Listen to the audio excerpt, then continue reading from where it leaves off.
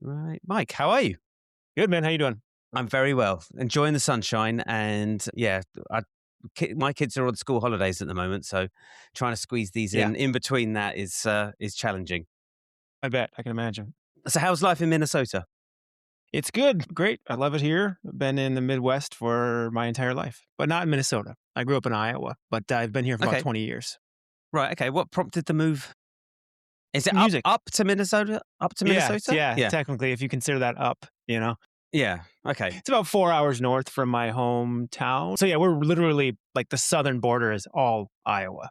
Right. So, we're Okay. just neighboring states. Okay. But yeah, I moved here for music. I moved here for college. So when Okay. I wanted to go to music school, there were a lot of options. And at the time, there was a school in St. Paul called McNally Smith College of Music, and so I came up here to do that, All right. and been here ever since. Yeah, Nice. Okay. And I'm going to ask you because this is the burning question I have. On the recent gig you did with Danny and Marvin, how many yeah. tapping licks did you get in? Dude, it's funny because when he called, so I mean, He we definitely didn't plan any of that stuff, by the way. Yeah, sure. No, wink, wink. Yeah, and it's funny when he was just like, "I'm gonna say something about your tapping," and I was like, "Nah, a little inside there," but I was like, "All right, that's fine, cool."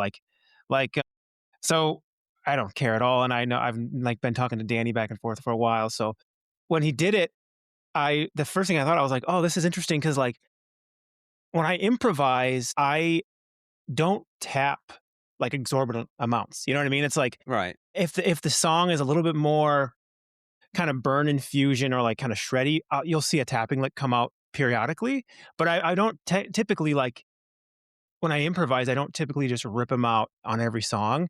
So I even looked through the footage and I was like, "There's one there," and then randomly on another tune there was another one. So it's funny. Like I told him that I was like, "Man, what's funny is like no one's going to hear much tapping because it just doesn't come out as often when I'm improvising. Like if I'm composing, I'll use it, or like even certain types of shows. I suppose it's not when I'm improvising, but when I'm specifically improvising in that style of that gig, which was more like jazz fusion, even though it was more like Greg Howe jazz fusion, like Yeah. Guthrie Govan, I still don't tend to pull them out. But, I do an 80s tribute thing and I pull it out a lot on that show. Well, you have to. Yeah. Yeah. But it's also a show that like it's the same set every time. Like from front to back. Whereas the fusion thing, there's stretched out solos, and every time it's pretty different. Yeah. But yeah, so I just thought that was funny because I was like, now people are going to expect it, and I'm going to have like Yeah. not much to pull from because I just don't do it that often when I'm improvising in that context. Oh, it's cool. He's a good guy. I had Danny on about a year ago, and Yeah. I really enjoyed his rants about music college. And I guess I could pivot into that. Like, what are your thoughts? I mean, you said you moved up for music college. What are your thoughts on music college today? I have thought about that a lot because when I first saw Danny's videos, I actually went to music college. I taught at the same college. They hired me to teach there for after I graduated, and I was there for Mm, about 5 years. And I didn't like there was everything that Danny had to say was like, yeah, I mean, I get it. Like yeah. it is, it's really expensive for the degree that it gives you. And Yeah. that was always my one quarrel with just the whole system of that.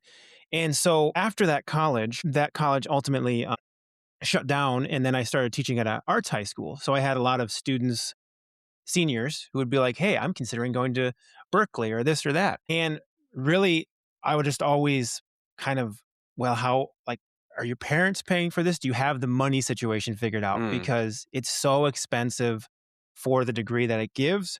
And that's the only thing that I've always kind of had a problem, well, not a problem, but just that's the issue where it's like, all right, so it's a music degree, but it's $100,000. which is That's a insane. It's lot. insane. Yeah. Right. And so there's a couple things you have to like consider. Like I really got a lot out of music college, but one of the reasons I got a lot out of it is because I just went in like full throttle and I studied a lot and I practiced a lot and I gigged a lot and I taught lessons and I was just like all in.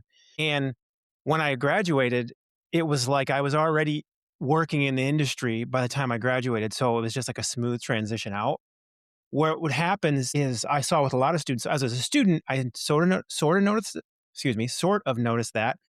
But once I was a teacher there, I really noticed the amount of students who would just go in and they wouldn't really be thinking about the after. And that's the hard part with a music degree. Like if you're not really in tune with, no pun intended, with what you'll be doing after you're done and how you'll do it. Yeah. It can be really difficult to come out of college with a music degree and just be like, all right, what do I do now? And now you Yeah. have all of a sudden you have a, $600 a month like loan payment Mm. or maybe more for some people, probably more for some people.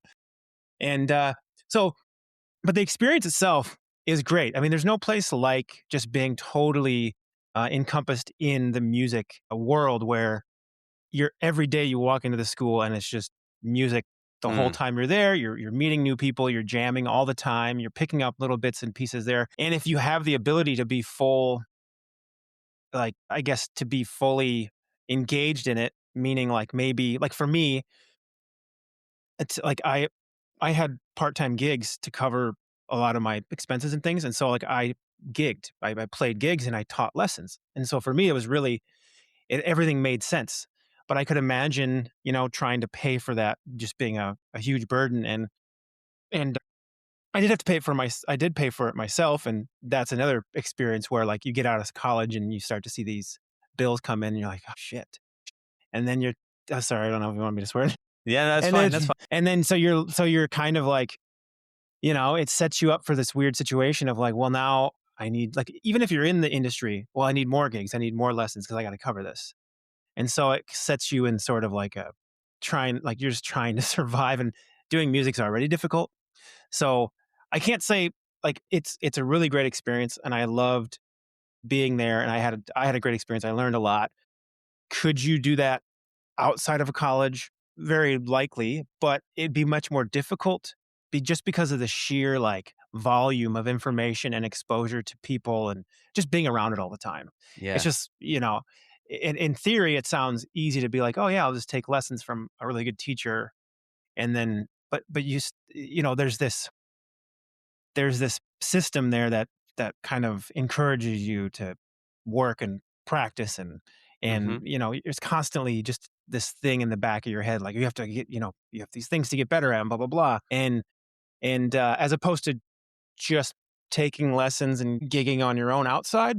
Mm. I could imagine there's going to be a lot more discipline needed to get the same sort of I don't want to say results but experience, I guess. Sure. Yeah.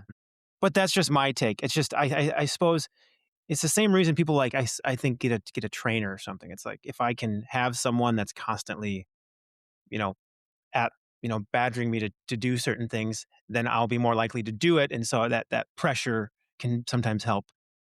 But yeah, anyway, I'm ranting on that now. No, that's cool. No, it's fine. No, I mean, first of all, I think I mean, I don't have an in-depth knowledge of music colleges in the US, but certainly in the UK, it's entry requirements are virtually non-existent.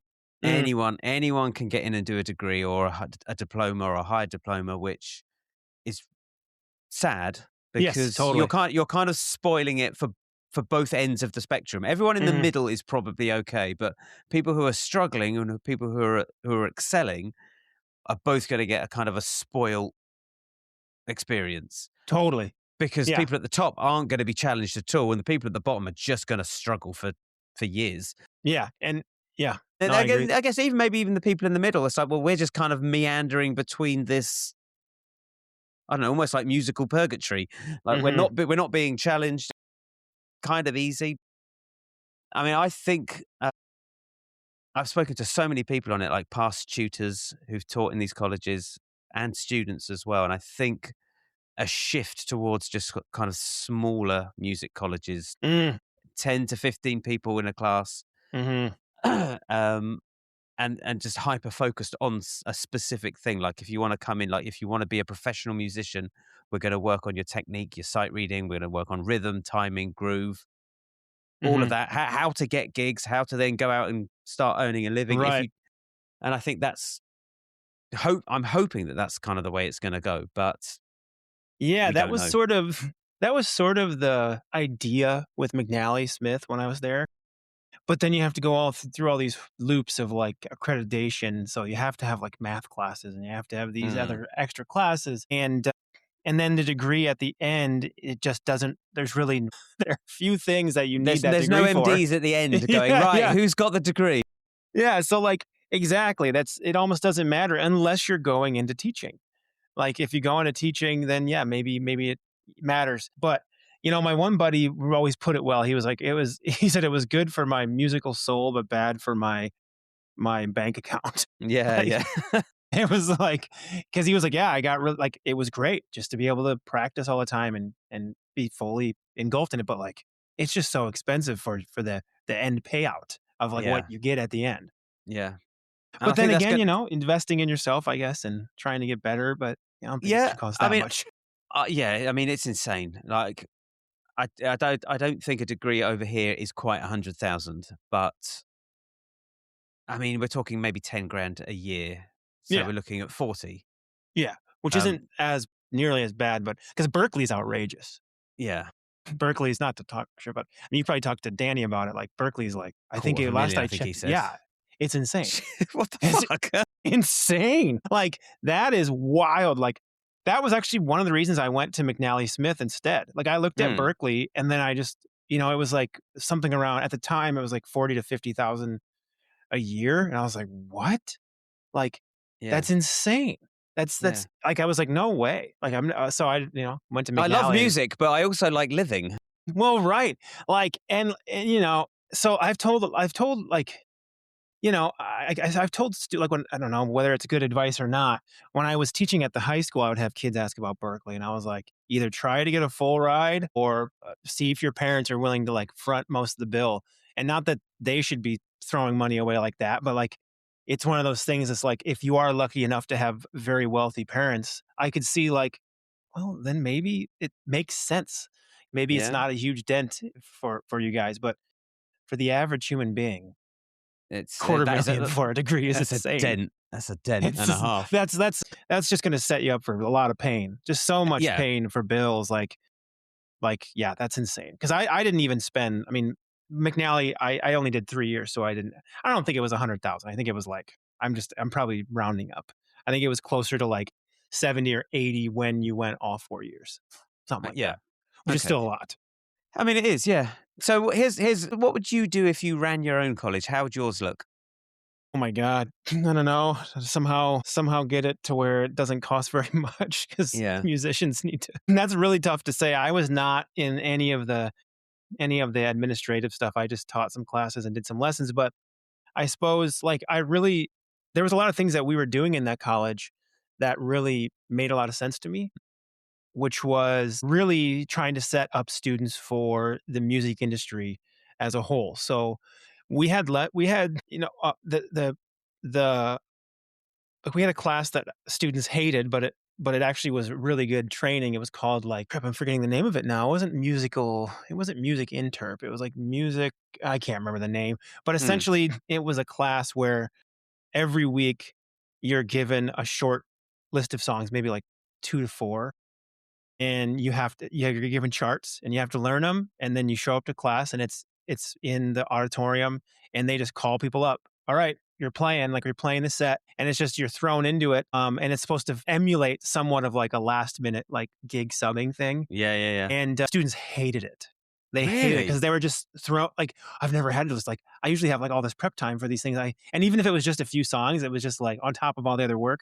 And Yeah, so having that, like emulating the real world, I think is something that I would consider in that. Like what is definitely. How long so did you get from the day you had the chart to performance? How long did you get?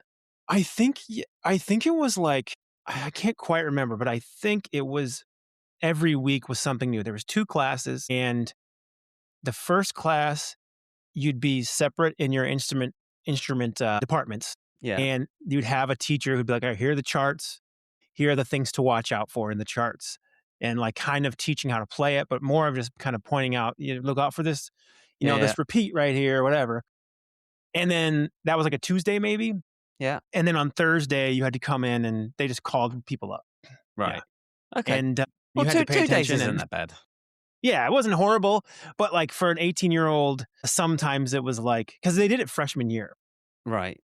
So sometimes you get kids in there where they were just like so nervous because like Buckling. I've never just like showed up and played songs with random people before, and so like Yeah. a lot of people got super nervous. I remember kids hated it, but then the other Right. kids who like they'd thrive in there. They'd be like, oh yeah, and I Yeah. got this. I've done this before. Yeah, yeah, But yeah. No, that's something that I think should be mandatory in all music schools, and I yes, think they should make it worse. They should like give you the charts on Tuesday. You turn up Thursday, Friday, and they go, "Oh, by the way, we're not doing it in G. We're doing it in G flat. Here's they the would new do yeah, charts. Let's go." yeah, they would do that Oh, too. yeah, yeah, yeah. Yeah, they would do that because the singers were able to choose their Right, keys. And right. so they'd be like, so the singer might choose a key, and then I think they did this. It's been so long since I was there, and I'm pretty sure they did it where like you could show up, or maybe it was like they had it in two keys, and the singer would come up and be like, I want to play it in this one, and then you'd have a kid be like, I only practiced it in the other one.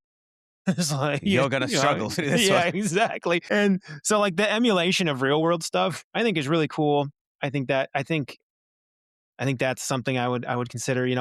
Every student had to have a little bit of business, had to have our business classes, a little bit of like recording classes, a little bit of I don't remember if we had to do any other instrument stuff. I don't think we did actually. I think, but having to take a recording class, having to take a business class, having to take these classes that give a more well-rounded experience. So that was always the big thing of like trying to be, really on top of being a well-rounded musician and a well-rounded instrumentalist. So if you're whatever you're playing, like you need to know not only how to play rock, but like we need to learn bits of jazz and Yeah, things yeah, like that. And uh, and then the well-rounded musician part was just getting out and having the business and the savvy to know how to record a bit, to know like, oh, someone's sending me a track, I know how to use Pro Tools, throw it in there, and yeah, yeah. which is stuff that a lot of us learn going in. Like I learned Pro Tools going into music school, and I just had it. Hmm. But yeah, so I think that's yeah. I haven't thought about it a whole lot, but I guess something that replicates or like emulates, I should say, real life makes the most Yeah, sense to me. yeah. I had the idea of going around whilst people are playing and just trying knocking into them and stepping on their pedals and Yeah, like because you're gonna do a bar gig where someone's yeah, leaning over your gear with a beer, like get out of the fucking yeah, yeah, way. yeah, yeah. And you got to navigate those people, so that would be Yeah, quite interesting. that was exactly. I think there. I wish there could have been sort of like you know, I don't know how you would do credit for this, but like a requirement where it's like, yeah, while you're here, you need to be like in a band gigging or doing something out in the Yeah, real world. And a lot of students just did it, but some people just like waited. They're like, well, I'm going to focus on school right now. And I always thought that was weird, like that people were yeah, like working at the coffee shop instead of going and gigging or trying to gig. But yeah, I guess to each their own. yeah, yeah. I know it's odd. Like some people when I was at college weren't actively learning or practicing. It was just why are you fucking here? Dude, yeah, that was. And then we'd have these like, I don't know what to call them, but they would have these gatherings of like teachers and students in the auditorium and Q&A type things. And some of the questions you'd get from some of the students or like comments, you would just be like, what are you doing here? Like one person was like, I wish, something about, I think the teachers need to work harder to find us gigs or something like that. And it was like, Dude, I'm finding my own gigs. what? And it was like, that is, I don't think that's like, it was something weird like that. Mm, And it was just like, I don't think that's how that's gonna work. Like, I yeah, can't just be like, here's a gig for you that I yeah. found, That I like, don't want to do. You can yeah, do or that it. like I'm not gonna give to my peers or whatever. You know what I mean? I mean, Wow. every once in a while that might happen. Like, hey, like we have this Valley Fair. It's like the, a theme park in town, and maybe it'd Yeah. be like Valley Fair has an opening. You should audition. Yeah, maybe something like that. Yeah, yeah. But yeah, there's just anyway. Yeah. Odd, odd. So post college, you don't have any kids, so all of your time is your own. So what is your practice like these days? It's a good question. I s- so I it's evolved a lot. Like when I was teaching at the college and I was single, there was in the high school, Yeah. and just that whole kind of 20s, it was a lot. I still kind of approached practice the same way.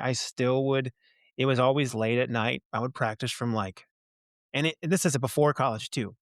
I only got out of this habit probably in my 30s. So I would have my entire day teaching or prepping for gigs or whatever. And if I didn't have gigs at night, I would practice from like, I don't know, like 9 to 2 in the morning all the time. I would always do these Right. like 4-hour. I think everyone did that. I don't do that anymore, Yeah. but and then in that it was always very focused. It was typically, it's hard to look back now. There's a lot of transcription. I did a lot of transcription when I'd be learning solos, analyzing them, and then throwing that stuff over tracks. That's been something that's been ongoing and ever present in my practice is always having something on the docket that I'm working on transcribing. And typically it's over a set of changes, like common changes. I don't spend a lot of time transcribing, I don't know, like solos from songs, like as in like rock songs, or like I'm not transcribing a lot of like band solos, like Right. something from Ozzy or something from like it's always like guitar players. And so I'll translate, and so I tend to do that quite a bit. To me, transcription is just once you know what you're doing and you know how to get out of transcription what you can, it's been extremely valuable. Hmm. And so there's a lot of transcription, and I've never been one to set the amount of hours or time of practice. It's Yeah. literally been just like grabbing open times of day. Every time I have an open time, it's really been a detriment to my to certain parts of my normal life, because like when I should be like doing the laundry Yeah. or doing this or doing that, I'm like, I have 2 hours free. And then I'll just practice. Yeah. And that's been a good habit, bad, good, whatever, how you ever want to look at it. It's been something I've just done my entire life. Every time I have free time and there's like not friends around or family around or my wife or I don't have to prep for a gig or something. It's just, oh, there's open time, practice. Yeah. Oh, there's Yeah. open time, practice.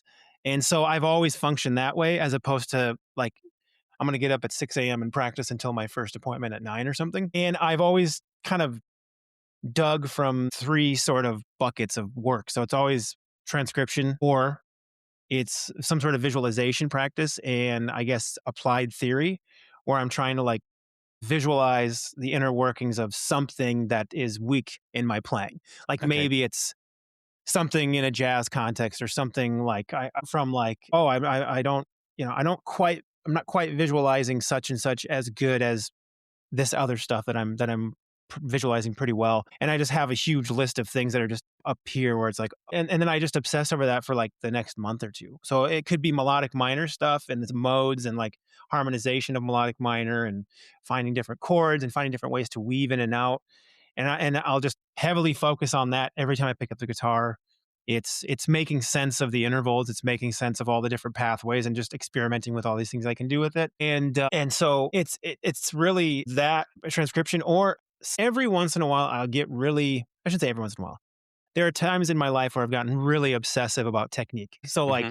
my alternate picking, for example, was done through hours and hours of just obsessing over. Every time I pick up the guitar, it's like Yeah. Yeah. running those alternate picking patterns, trying to work them up and trying to get more and more. So it's evolved in a way, in the sense that I compartmentalize these things more into like, all right, I need to work on this while I'm visual this for visualization. I need to work on this for technique, and I need to work on this for transcription.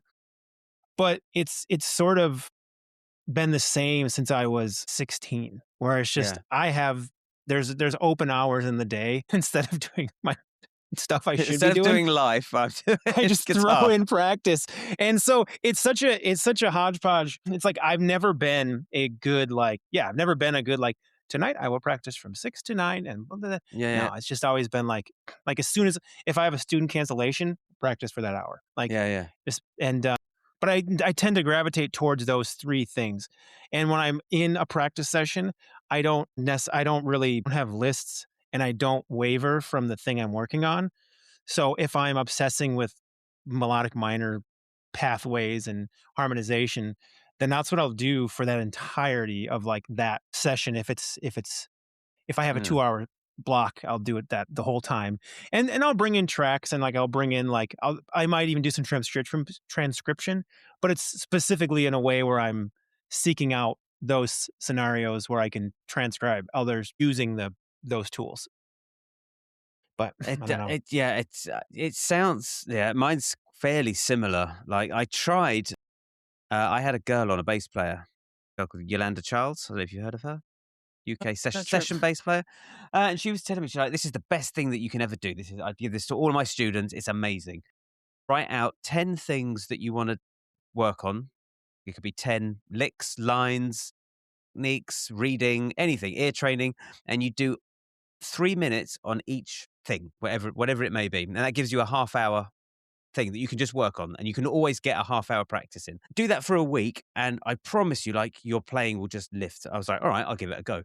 So I spent a month doing this, and every week I'd change the 10 things. I'd have a John Five country lick. I'd have a Eddie Van Halen tapping thing. I'd do some Coltrane changes or something. And I worked on it for a week, and fucking hell, I was like, and I messaged, I said, "You are bang on right. Absolutely. It has, over the last month, the floor has risen. It's amazing." And then I haven't done it since. Because I'm just not that kind of person. Like my old guitar Yeah. teacher was the same. He'd show me his practice list. I'm like, fucking hell, man. Like it was borderline obsessive, like military kind of drills. I'm like, it's Yeah. not me. It's not me. I can try it. I can do it. I'll give it a crack. But I can't then. I can't make that a part of my life. Like if I'm obsessing over something like country, I just Yeah. sit and play country for an hour or 2 hours until Yes. I'm told, "Are you coming up to bed now?" Shit, Yeah, yeah, yeah, yeah.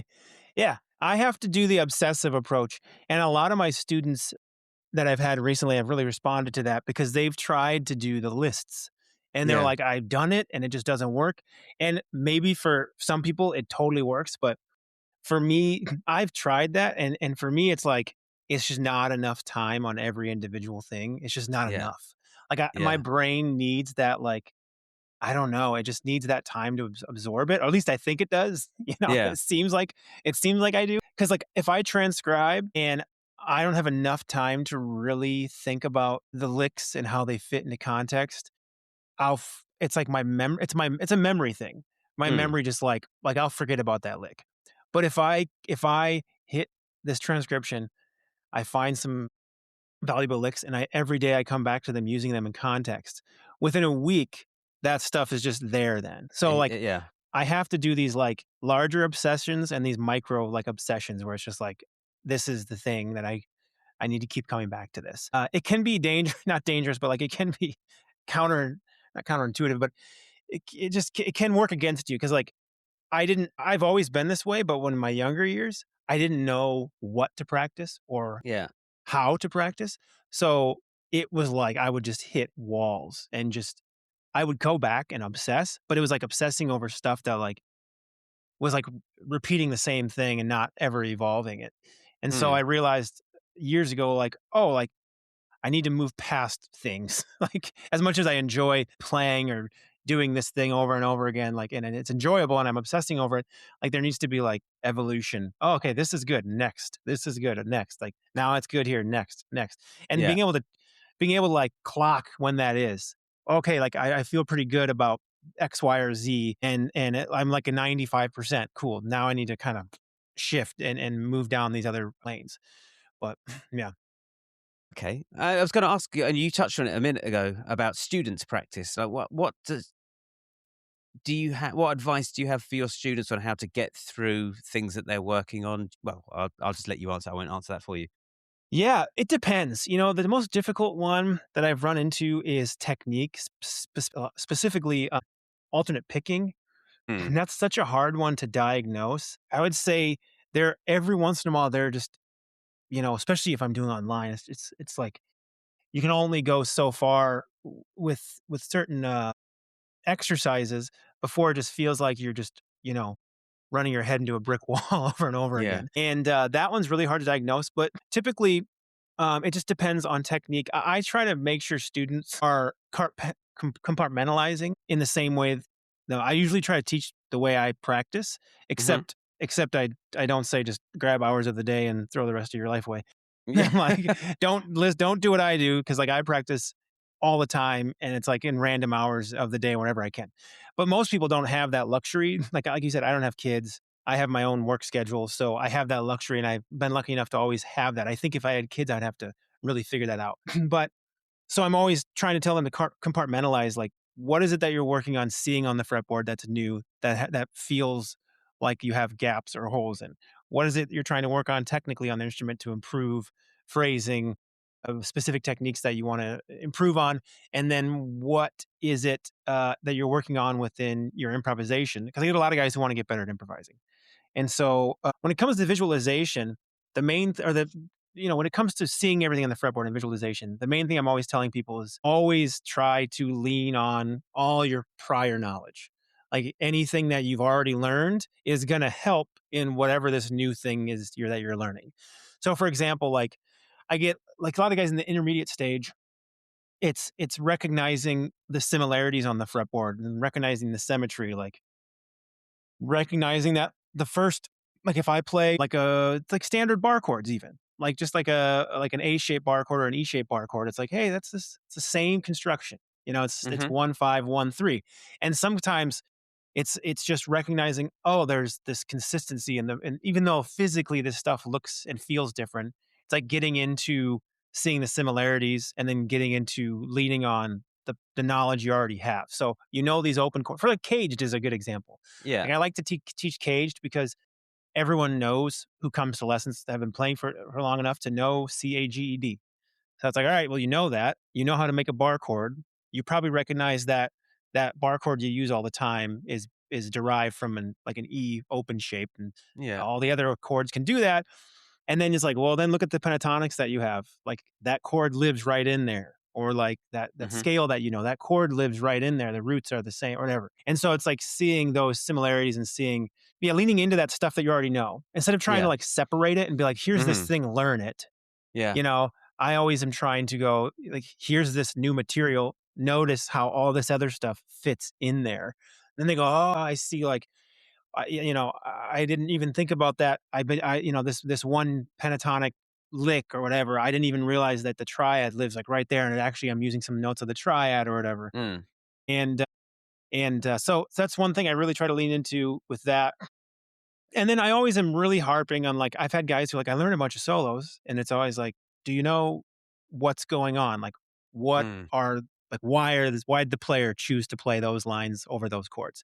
I haven't really thought about that. So I always am really try to be really not well, I don't know the word I'm looking for, but just getting to the point of like pay attention to what the player you're transcribing is playing. Not only try to mimic it and get the sounds and the phrasing, but also really try to hone in on the decision making. So Mm. try to figure out there's an A minor chord there and he's using this. That looks like it might be a minor scale, or maybe it's an arpeggio from the scale, or maybe it's combination of notes Yeah. and oh, it's like this there's kind of it lands on a chord tone. Maybe that was on purpose. Just Yeah. things like that. And Yeah. get people to think that way because a lot of students, I got a lot of like intermediate to advanced, and there's just little things like that they're just not thinking about, Yeah. and Yeah. just so trying to get those kind of, I guess, thought processes in their head so that there's I guess a further connection of like what's actually going on in the music as opposed to just kind of seeing everything from above almost in a way where like it's all just these separate bits and Yeah. pieces. Yeah. Yeah. Yeah. So, but Yeah. I know. I had one of my younger students came in the other week, and he's like, "I've started to work on the Stairway to Heaven solo." I was like, "Oh, okay, cool." And he played me the first line. I was like, "Okay, so what's going that yeah, first lick? Like, we got something so yeah, cool going on, but everybody misses it. Like, what scales?" He's like, "Oh, well, I think it's this scale." I was like, "Yeah." So you could play the whole solo in A minor pentatonic, but that first line finishes on an F, which isn't in the scale. Why is that? yeah, And yeah. he's like, "Oh, I don't know." I was like, "What chord is it?" He's like, "I don't know." I said, you got if you don't know what's going on underneath, then Yes, exactly. everything that you learn on top, then you can only use it for Stairway to Heaven. But if you know, it's an F chord and he's just landing on its chord tone here, or it's over a G chord and he's outlining a B and a D note, that's because it's in the chord. You Mm, can then, when you get that similar kind of chord progression come up, you've got this whole bag of tricks that you can use. mhm. So yeah, like I said to all, like if learning the solo is just like a third of the work, you then got to figure out what's going on underneath, Totally. and then you got to figure out how you can use it yourself. Yes, that was a That game. Oh, sorry, go ahead. I was gonna. That was it. That was gonna say that was Yeah, that's funny that's you that's use the whole that goal. solo. Yeah, it's funny you use that solo because I use that solo as an example every single time I bring up this concept with people. I'm like, well, this solo, and it's like there's so much takeaway from that one lick as a true like analyzation or like transcription, and the way I see it as I mean, I don't transcribe really, I don't write it out, but Yeah. I think a lot of people say it that way too, where it's like I'm transcribing, but they're not really. Yeah. You're analyzing it. And so it's funny, I use that one every single time and I point out the exact same thing. It's like, yeah, Mm. there's a chord tone landing on that F. Yeah. And it's funny too, because like when you look at chords in a key or like key very diatonic chord progressions where there's not a lot of borrowed chords or like modal interchange or anything weird like that. There's only so many chords that can happen. There's only 7 chords and Yeah. really 6 of those are going to be the most common ones in most kind of rock or pop songs.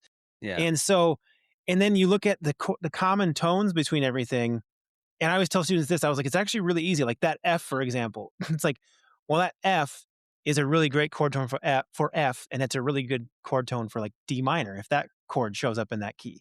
Yeah. It's like a common tone. So, and it's outside of the thing you use all the time, the pentatonic. So if Yeah. you're always using pentatonic, this one note actually works really well over these 2 chords. And now there are only 4 chords left. Yeah. And then 2 of those chords, the pentatonic works over really well, A minor and Yeah. C. And so Yeah. the other 2 chords, it's like there's another note that's not in the minor pentatonic, that's the B note. And those other 2 chords have the B note. So it's like you can simplify some of that stuff too. So I try to also do that with students who are really struggling with like or not overcomplicating stuff. Like, well, it's an F chord. I must use an F arpeggio. Do, do, do, do, do, do, Yeah. do, do, do, do, do, do. You know what I mean? And so it's more of like, no, just land on a note. When that chord hits, just get used to that. Just get used Yeah. to hitting the F. Yeah. And then yeah, so it's trying to simplify those things at first, and then because when I first learned how to play through changes, it was like through a jazz lens, and it was intimidating. It was Mm. like, whoa, I have to learn all this stuff. And only later did I realize, oh, actually, I just was overcomplicating it, and there's more of a simplification here if I'm especially with landing on chord tones on the changes or on the chord change book. Yeah, absolutely. The other thing, what's your view on getting better and how's it changed over the years? View on getting better and how has it changed? Do you mean personally or like what do you Yeah. mean? Oh, So when you're in your 20s, like what were you striving towards, mm, and now where you are today, like what are you, is that still that strive, is that still the same goal or has that goal shifted? that's a good question. It's just been so like that idea of getting better is just never gone away. Mm. And it's just always I really enjoy practicing. Like I get a lot out of it, not just as like improving, but just it it's just really enjoyable for me. I seeing new pathways, achieving new things, being able to do new things that you weren't able to do before. Mhm. Uh, you know, hearing new things in your phrasing or like it's like I would say the overarching goal of like what I need to get better at is always changing because I'm always like kind of searching. I guess it's up here. I'm always kind of like that. I'm a little weak there, and then I'll just like obsess over that. So Mm. the idea of getting better and the purpose is always it's funny. Like I would say when I was first doing it, it was all because it was enjoyable. I just Yeah. liked the idea and the feeling of achieving things that you weren't able to do before. I mean, there's definitely been times throughout the years where it's like, you get I don't wanna say ego, but it's like, I need to get better to, like, prove myself that I'm Mm. worthy Yeah. of whatever, like, whether it's gigs or, like, being around certain successful friends who are really good musicians. Well, I need to practice so I can be up to that level or Yeah, yeah. now with, like, social media stuff, it's like, well, I need to practice to keep up my chops just so, like, I'm this guy online, so I wanna maintain that I'm not just some hack. And it's not even Yeah. like I have to show that I'm great. It's more of like I have to show that I don't suck. Yeah. Like, you know what I mean? Like I don't want people to think like and it so that's I think always there. It's not super loud. It's not like a super loud voice, but it's Yeah. always there of like, like you're Don't doing this suck. yeah, Don't exactly. You're suck. doing this for a living, so you need to be on top of everything and make sure you Yeah, don't suck. there's 12-year-old kids in China who are crushing it right now. I know, dude. And so I think there's a little bit of that that came later, I think, once I decided to go to music school. But it's always been out of enjoyment. Like getting better, I just get a real kick out of just seeing progress in my own playing. Yeah, And yeah. so it's never getting better has never been like I shouldn't say that. There's I get okay. So there's definitely that I want to be a certain level. I hold myself up to certain players where I'm like, Mhm. I should be able to play at that level. And not saying like and not saying that in like an egotistical way, more of just like holding myself up to that standard of like maybe peers Yeah, or yeah. people that I consider around my my age range. I'm like, Yeah. oh, I should be able to play. I'm pretty like close, and like I don't want to. It's all about the enjoyment, but there's definitely that feeling of like not wanting to suck. Yeah, I mean, I think that is such for me as well. That's such a motivator as well. Like, if I get put on a gig, it's like, don't fuck this up. Yeah, You don't want to yeah, suck at this. exactly. You're gonna have to grind this shit out. Yeah. So there's definitely that, but like I think it started with just the pure enjoyment of getting better, and so it's like this back and forth thing. I think Mm, between I don't want to suck. I want to be up to this level, and sometimes it's a I don't want to say detriment, but mentally it can be a little bit of like it can be a little what's the word I'm looking for?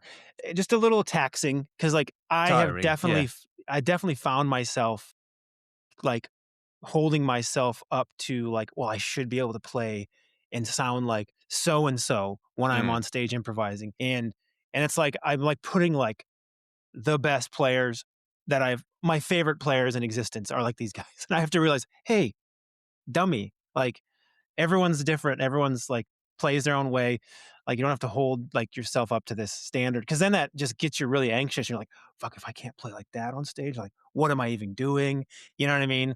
I've definitely yeah, had those moments, and it's like you have to kind of back off and be like, yeah. I Take it easy on yourself as take it well. easier on yourself because like all these players, everyone's so different. Everyone has something different to offer, Mm, and putting yourself at the level or trying to put yourself at the level of it's a good it puts a fire in your ass to get yeah, moving and practicing, but like mentally, if you do too much of that, it's not going to be very good on your mental you health. know, Like you're going to be like, "Oh, I know I you'll suck." burn out.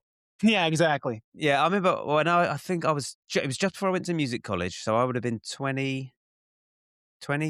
19 or 20, and I'd gone to it's like my second guitar teacher he'd gone to the college that I was going to, and he was a couple of years older than me, and he started pulling out all the sort of Steve Vai pieces, and I wasn't really from that world. I was Mm, like, all right, no, I'll give it a go. So we had a look at For the Love of God, and there was one particular line that he wanted me to work on, which was just it was like an E minor 7 arpeggio, which gradually just moved up the neck until mm. he was sweeping an E minor in one octave and then sweeping down E minor a higher I know the octave. lick. You know that Yeah, lick, and it kind yeah, of yeah, the top note creeps up and up and up yeah, until he yeah, hits the yeah, octave, and then you just yeah, get this yeah. cycle thing. And I was really struggling with it. And he said, "Look," he said, "We're," and this was obviously 2000 ish.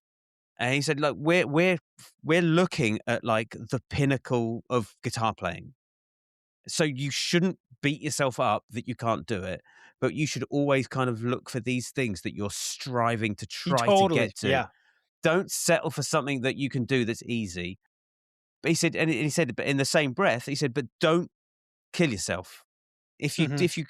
If you fall short, like spend a couple of weeks on it. If you fall short, take a break for a month. Go and learn something that you can get your head around and you can get it, and you feel good about yourself, and then come back to it and see where you are then." And that's yeah, it's hard, like, listening to, That's a like I said, 12-year-old kids in yeah, China who are just crushing it, and you swiping through Instagram, you see all these fucking players like, "Oh, my country's crap. Oh, my jazz playing's shit. My yeah, two-handed tapping sucks." yeah, yeah, yeah. Don't be too It, hard on yourself. yeah, it's very true, and it's funny you mentioned that about your teacher because that was always something that I've told my students has been like because I always with students I always I guess assign Yeah, transcriptions, and I'll let them choose. I'll be like, all right, like the very first lesson someone starts with me, the first thing I have them do is give me 2 to 3 solos that they want to transcribe and learn from. And so a lot of guys haven't really transcribed in the way we're talking about. They've yeah, learned solos, but they've never analyzed. And I'm always like, and the criteria is you you you listen to that solo and you go, damn, I want to be able to play like that. And it doesn't, and I was like, and you want it to be challenging. You don't want it to like be something where like, well, I like that you pick up and like, "Oh, I can play all that stuff." And it's you want that challenge because Yeah. I've also said the same thing where it's like when I transcribe, I used to transcribe when I was younger, not knowing what I was doing. I would just learn the solo and I would get a lot out of it technically and a lot out of it phrasing wise, Yeah. but I wouldn't know what the hell was going on. And Yeah. then until later when I started analyzing stuff, then I realized it's like, oh, I don't even have to get this perfect. Like I just need to Mm. understand it because I can tweak a note there or tweak a thing there and make it my own. And that's like gold to me. And so it's like, and people will be like, well, I can't really play that up to speed. It's like, that doesn't matter. Like, do you know, like, you don't have to play it up to speed because you're just trying to absorb the language and the Yeah, yeah, vocabulary. yeah, yeah. And, and it's like, you can, by all means, like, if something is really just outrageously difficult, I'm always like, tweak it by like that much to make it Mm. easier for yourself. And then Yeah, now you have this new vocabulary that you can yeah. use. As opposed to like, no, it's not bad to have that like long-term goal of like someday I'm gonna get that. But we've all had that, and then like that someday is like It's never getting comes. closer. It never fully comes. It just depends on what the lick is and how much you because I've had things I've gone back to since like when I was a kid that were difficult. And like I'm still like, damn, this is still really freaking hard. It's usually Yeah, technical, like yeah, technique stuff. But then yeah, it's like I was hearing Jack Gardner talk about something similar like this, where he was talking about not getting too bogged down in the technique and just trying to make sure the music is happening and is like the most important thing. Because someone asked him about technique, and he was like, "I'm not even thinking about trying to like I'm not." He said he's someone not working on like specific techniques for endless hours. He was just like, music is the first thing. So yeah, however I can get this lick or these ideas to come out, I don't care what technique I need. That's I'm focused on getting that idea out. yeah, And I yeah. think that's a valuable lesson there too. Absolutely. I'd say there was one other thing that I wanted to getting over plateaus. Mm. How do you push through, or how do you get students to break through a plateau? Oh, yeah, that's a good question. I mean, that's with plateaus. Usually, I think that's why I've come down to this like realization of these categories in which I practice of like visualization technique and like creative side improvisation and transcription. I feel like if when I stick to working on visualizing things, like just going down lists and going, "Oh, I'm not very good at that." Work on perceiving that on the fretboard and work on visualizing that, working on transcription. I mean, I think it depends on the style. Like technique is so much harder plateau wise. Like it took me years to work up my alternate picking, Mm. and it I think with plateaus, the biggest thing for me is just not letting a plateau define you're playing and just practicing through them and just making sure you're practicing new things, making sure that you're still striving for gaps in your playing and filling those gaps. I think you'll find that the plateaus sometimes they feel longer, but if you just stick to a practice and you're trying to make sure you're learning new things and developing new vocabulary, if soloing is your thing, and trying to just stick to that overarching goal of getting better. I've found that plateaus just they come and they go. Like Yeah, as long as I stick to the plan, like of yeah, getting better, and it can be difficult. I think a plateau I see some people have is like they plateau because they don't know what to practice. So that's the biggest thing is like getting a system down of knowing what to practice and how to practice it. So mm. for me, if you're feeling a plateau in your improvisation or your soloing, then transcribe a shit ton. Like transcribe, learn solos, analyze solos. For example, if like you want to learn how to play over a set of jazz changes, like for like a common tune, like I don't know, like Autumn Leaves or something. Well, there's probably hundreds, if not thousands, of people playing over that song. So you Yeah, could just go and search online these days, transcribe solo after solo after solo, analyze what you're doing, practice playing and repeating those ideas and doing your own thing over the same track and even something like that you'll find that those plateaus just start to kind of like fizzle but it depends on what you can perceive I think as a plateau. yeah, Like if someone's like my alternate picking that I'm plateaued at this spot, it's much different than like feeling like your improv is weak. You know what I Mm, mean? And yeah. there's a different, I guess, approach that I would say over that. And it for me, it's improv is probably easier to, I guess, get through a plateau because there's a simple solution. It's transcribe and learn and just analyze. And if it's a technique, then you kind of have to, it's so much more work. Depending on the person, depending on the technique, Yeah. technique can be such a You do pain have in to the roll your ass. sleeves up. Oh yeah. It's Yeah. like, oh my God. When I wanted to get better at tech, like it's like you keep at it and you keep at it and you tweak and you find you have to be very well, I had to be very, what's the word? I had to be very analytical. Meticulous. Yeah. Yeah. Analytical of what I was doing mechanically. And I would notice little things where I was like, oh, like, I think I'm using too much of the pick. Like, it's really Mm, getting stuck. And it's like, oh, okay, that feels better. Oh, I think I'm holding the pick too tight. And these mm, realizations would come over time, just at random points. Maybe a teacher would say something, or maybe I'd see a video online on like YouTube. There was no Instagram at this time, but YouTube had just come out, which is good. So you had some people on there making stuff in like the mid 2000s, or just like even you watch one of those old Hot Licks videos and oh my God, I remember doing that, man. I remember mm, watching like just like getting as close to the screen as I could with like Paul Gilbert's hand or like Michael Romeo's hand. mm. If when I was trying to get good at picking, and I would just like look and be like, what are they doing? Like, what am I missing? Yeah. Okay, they're doing that. Okay, I'll try that. And then Yeah.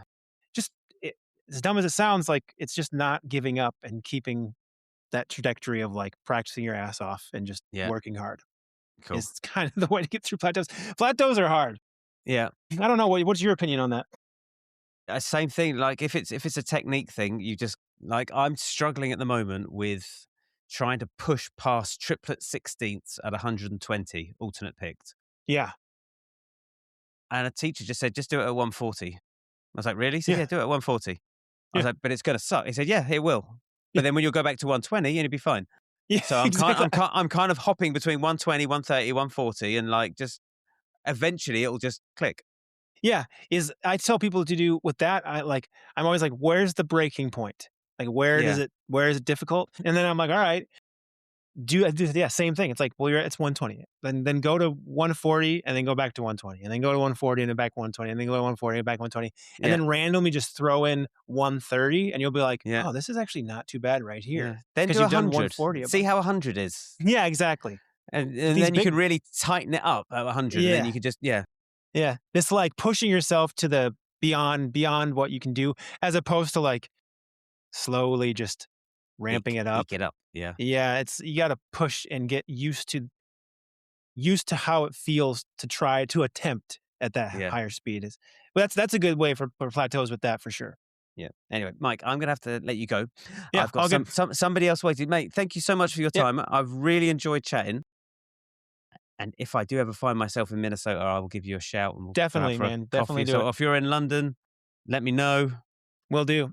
Yeah, man.